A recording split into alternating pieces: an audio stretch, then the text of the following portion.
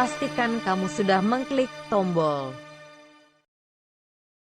like, subscribe, lonceng. Ya Nabi salam. Ya Qayyum bi rahmatika astaghith wa la takilni ila nafsi tarfata 'ain aslih li min sya'ni kullah la ilaha illa anta. Qala Allah tabaraka wa ta'ala fi kitabihil karim bismillahirrahmanirrahim ma kana lil mu'min wa la mu'minatin idza qada Allahu wa rasuluhu amran an yakuna lahumul khiyaratu min amrihim wa man ya'sillaha wa rasulahu faqad dhalla dhalalan mubina. Yang artinya kita berlindung kepada Allah semoga jauh dari syaitan yang terkutuk dengan menyebut nama Allah yang Maha Pengasih lagi Maha Penyayang. Tidak sepantasnya bagi seorang mukmin laki-laki dan tidak sepantasnya pula bagi mukmin perempuan bila Allah telah memutuskan memerintahkan suatu urusan untuk dikerjakan, dia masih mencari juga pilihan-pilihan lain. Dan siapa yang durhaka kepada Allah dan Rasulnya, maka sesungguhnya dia berada pada kesesatan yang nyata. Kaum muslimin, kaum muslimat sidang sasubuh rahimahullah. Pertama kita bersyukur kepada Allah SWT pada pagi hari ini kita masih diberi kesempatan, kesehatan. Mudah-mudahan semua nikmat itu kita gunakan dalam rangka meningkatkan iman dan takwa kita kepada Allah. Amin ya rabbal alamin. Salawat dan salam kepada kita Nabi Muhammad SAW. Allahumma shalli ala Muhammad wa ala alihi wa sahbihi wasallam. Baiklah Bapak Ibu rahimahullah. 2 hari yang lalu saya diminta oleh Ustaz Andi untuk menyampaikan tentang hadis yang lain, hadis yang ke-30.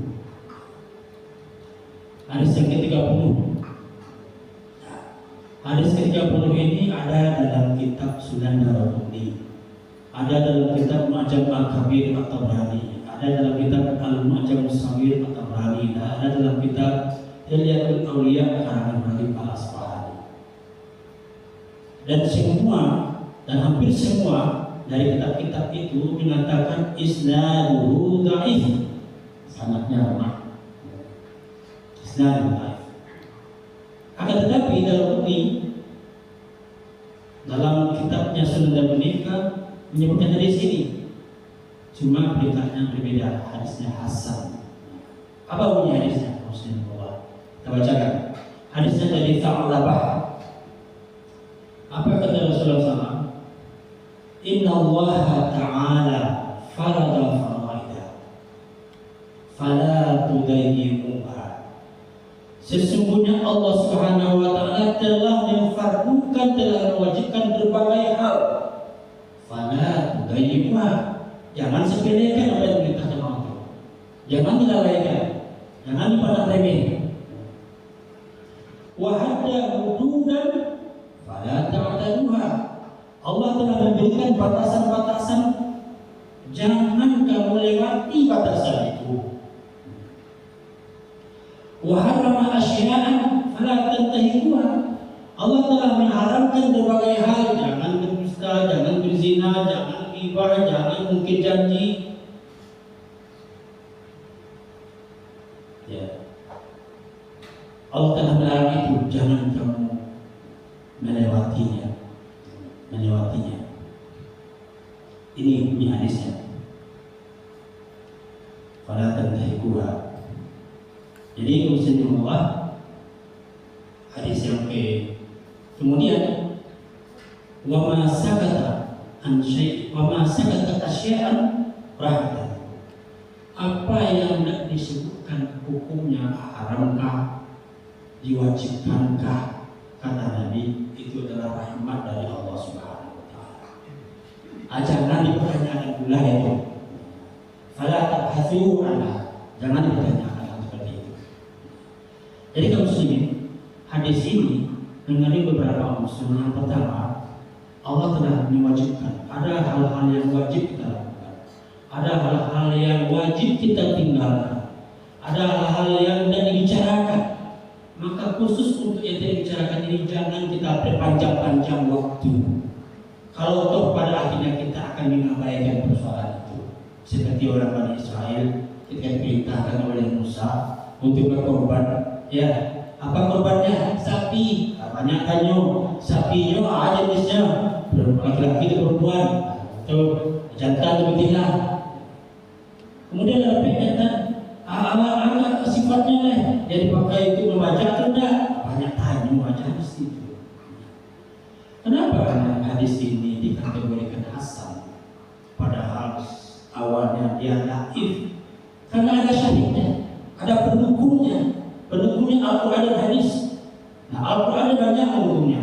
Pertama yang kita bacakan tadi, kalau Allah tidak sepantasnya bagi mukmin laki-laki, mukmin perempuan, kalau Allah sudah memerintahkan suatu pekerjaan, ada cari-cari itu celah, cari-cari itu elah supaya orang lepas dari kewajiban. Yang kedua apa? Firman Allah, ya ayyuhalladzina amanu la tas'alu an asyaa'in tubda lakum tasu'kum. Wahai orang yang beriman, jangan kamu sering bertanyakan sesuatu, kalau itu diberikan kepadamu, dijelaskan kepadamu, justru akan memberatkan dirimu sendiri. Udah ketemu kan sahihnya? Apalagi dalam hadis Nabi Sahih Bukhari, apa kata Nabi? Di awalnya, "Ud'uni, mintalah kepada aku apa yang luput dalam pengetahuanmu, karena celakanya umat sebelum kamu itu disebabkan mereka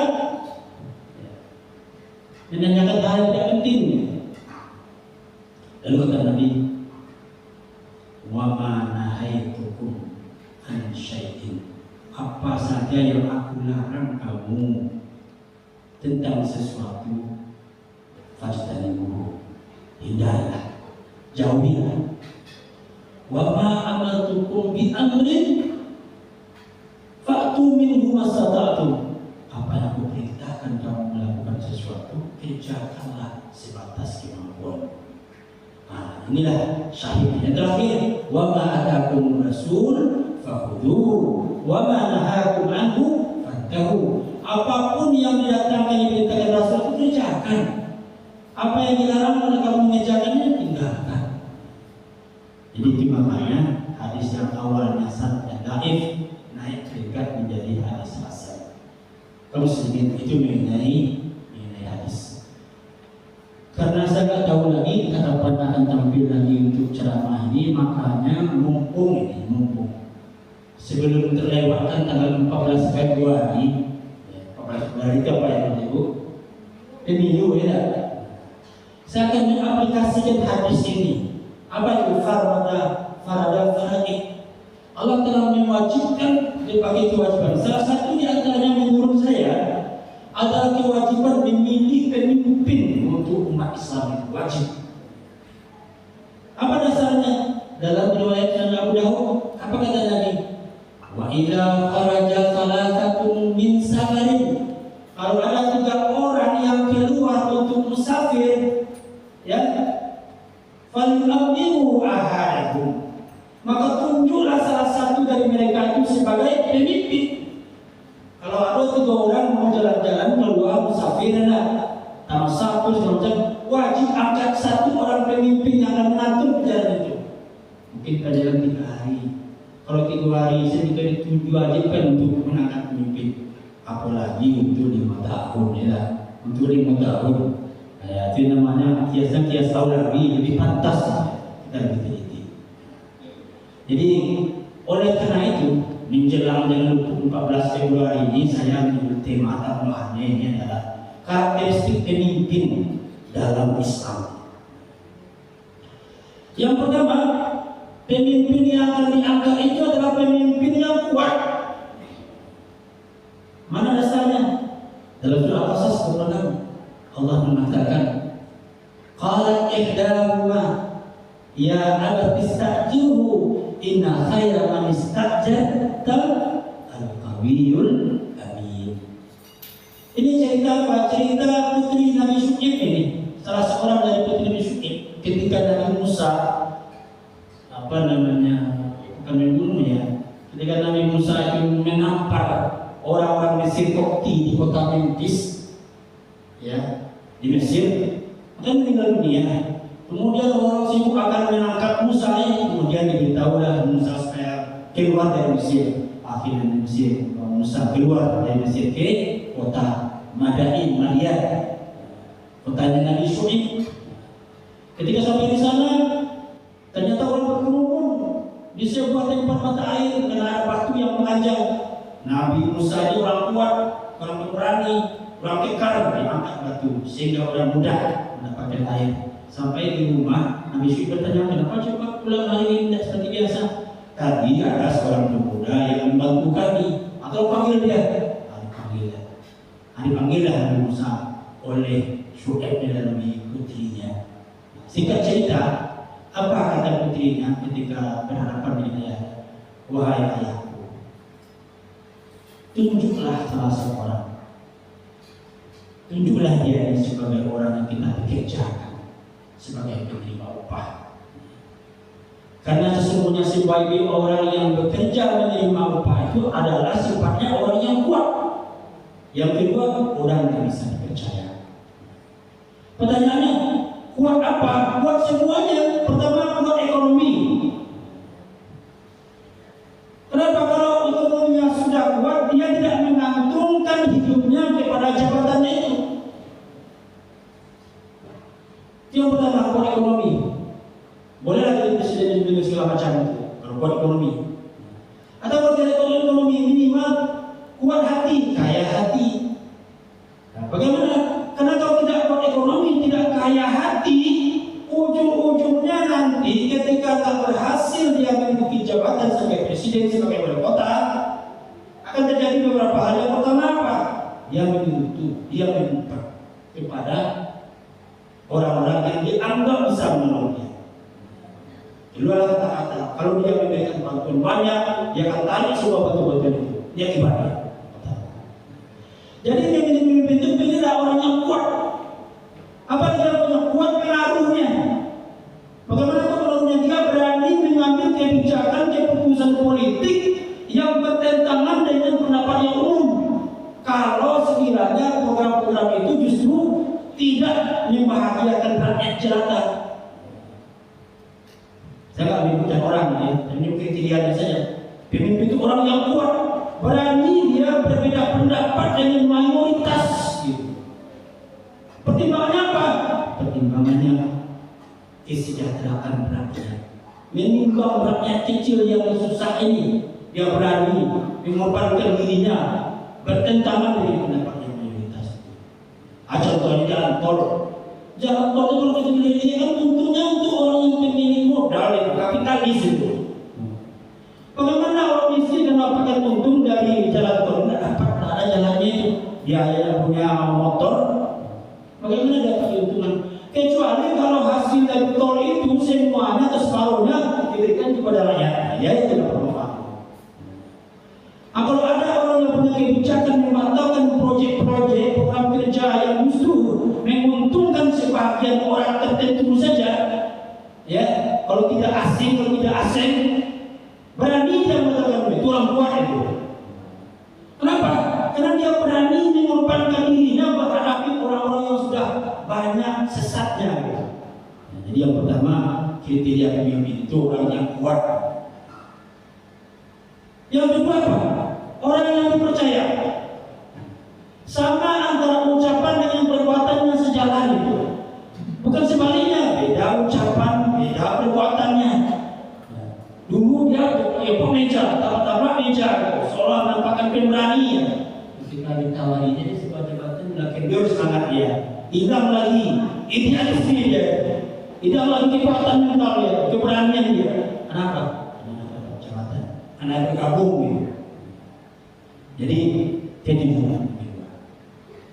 Yang kejujuran itu muslim itulah ini yang sekarang yang susah, mencari orang-orang pemimpin yang jujur, terutama jujur pada diri sendiri. Contohnya yang lebih mudah ya, untuk minta sebuah ijazah asli aja.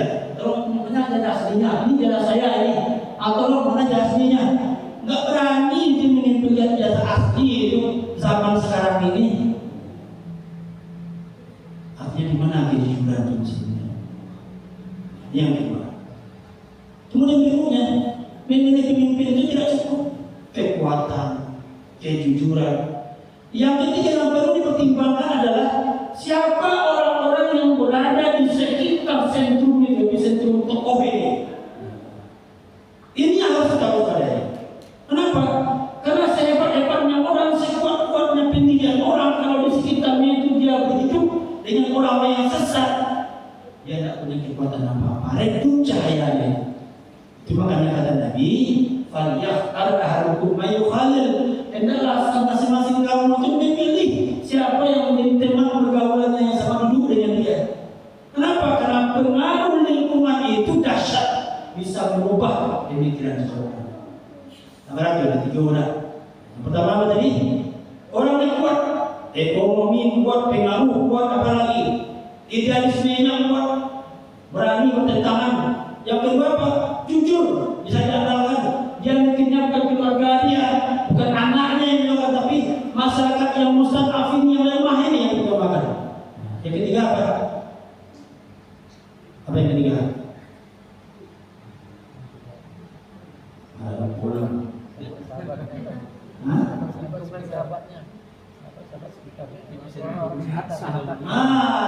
Memperhatikan siapa orang yang membisikkan dia ini, yang tukang bisikkan apa yang payah. Lingkungannya ini harus kita waspadai. Jadi bicaranya itu kepada seseorang, tapi kalau di sekitar itu ada orang asing yang akan berbagi-bagi wilayah Indonesia, kataku ya Pak Ibu, jangan dia itu. Hancur Indonesia ini. Ketiga orang. Yang keempat, ya ayyuhalladzina amanu la tattakhidul yahuda wan nasara awliya. Wahai orang beriman, jangan kamu angkat orang Yahudi, orang Nasrani sebagai pemimpin bagimu, awliya, wali. Apa sih orang? Itu tidak pemimpin, ayatnya itu. Bukan itu maksudnya. Pemimpin itu bukan di situ, wali bukan pemimpin. Kalau tidak, wali pakai lekotan begini. Walinya wali kelas. Wali corong. Pakai wali amanat di ITB itu telah menunjukkan desa itu, dewa pengetahuan itu. Pakai itu untuk organisasi untuk mahasiswanya, orang tua dengan namanya wali amanat. Pakai wali, perwalian. Kalau enggak, apostol dari kota, apostol dari negara, jadi pakai kata wali itu. Itu namanya syahadat itu. Katanya dipakai, tapi ditolak untuk yang lain. Kita tegas-tegas saja Alhamdulillah. Jadi jangan memilih pemimpin yang Yahudi, Nasrani. Kenapa? Untuk kafir. Kita ini kalau kita sadar baik, kita ini merdeka hidup sekarang ini. Contohnya apa? Mengatakan kafir itu nggak boleh. Kalau itu masalah agama kita itu. Kalau agama lain itu mereka mau ngomong apa saja sama kita. Seperti orang Yahudi dan kita al-Fahim, wahim ya. Orang juga Yahudi namanya wahim. Kita biasa-biasa saja pakai makanan kumis kita. Ya, dan juga saya juga ya. Nanti makanan kumis kita. Tapi kenapa kita bilang kufur? Orang kafir ada yang marah gitu ya. Gimana salahnya? Tak merdeka kita mayoritas, tapi menjadi tamu di kampung kita sendiri. Yang kedua, jangan memilih pemimpin yang Yahudi, Nasrani. Yang berikutnya, pilihlah pemimpin itu yang betul-betul mukmin. Ayyuhalladzina amanu.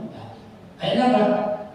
Innama waliyukumullahu wa rasuluh. Innama itu adatul hasar itu. Itu saja yang boleh dipimpin jadi wali kita itu. Siapa? Nama Allah. Yang kedua Rasul. Yang ketiga walladzina amanu, orang-orang yang mukmin. Orang mukmin yang bagaimana? Dijelaskan. Alladzina yuqimunas shalah. Orang mukmin yang mendirikan salat.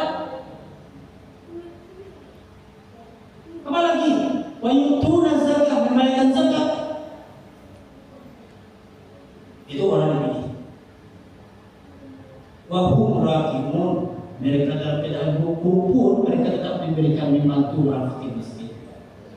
Apa yang Allah? Jadi kekuatan itu ada kekuatan itu yang murni dari dalam dirinya sendiri, karena bakat dia memimpin. Ada kekuatan itu bagi yang Allah berikan dia Allah. Siapa itu orang yang diberi Allah kekuatan itu? Nah, dijelaskan ya dalam surat Al-Hajj. Wala yansurullah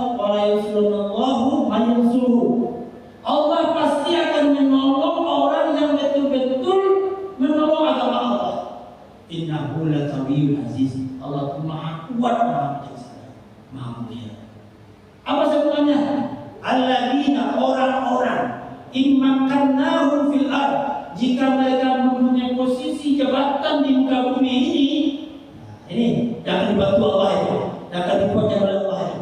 Siapanya? Orang yang bila punya posisi di muka bumi ini menjabat satu jabatan, immakannahum fil ard, aqamus shalah, mereka mendirikan salat. Di programnya apa? Mengajak orang di masjid, memakmurkan masjid, takut kepada Allah, itu programnya yang pertama. Yang kedua apa? Membayar zakat.